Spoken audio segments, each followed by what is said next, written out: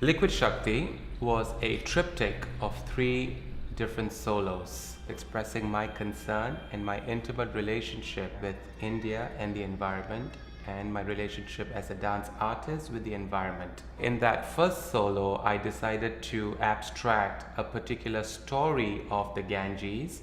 The Ganges, of course, being India's most sacred river. But basically it was a story of the Ganges being hailed by the gods, and she came gushing as a beautiful cascading waterfall, and she replenished the entire earth and quenched the entire earth from parched thirst.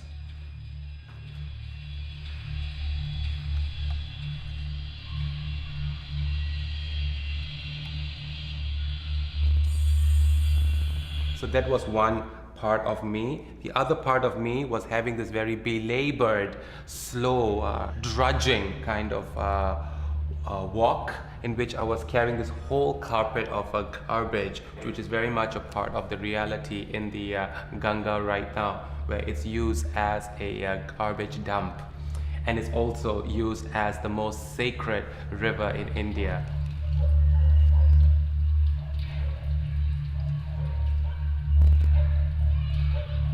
The second piece was called Poison.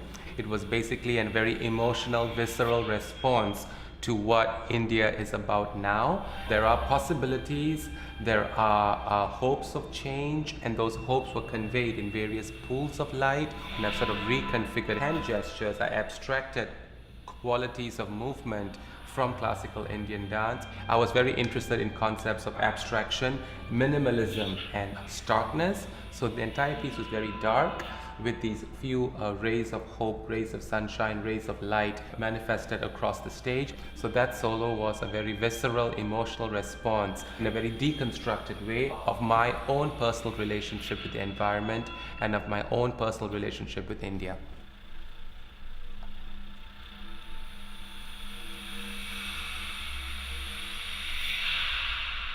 I wanted to end the triptych with a sense of hope and a sense of possibility.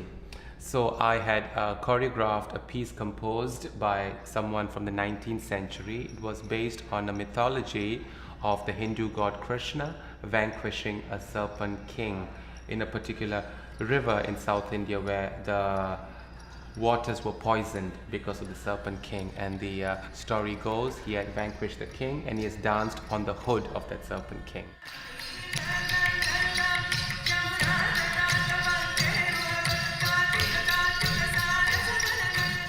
In terms of movement, in terms of vocabulary, I've used full-fledged South Indian classical dance as my medium.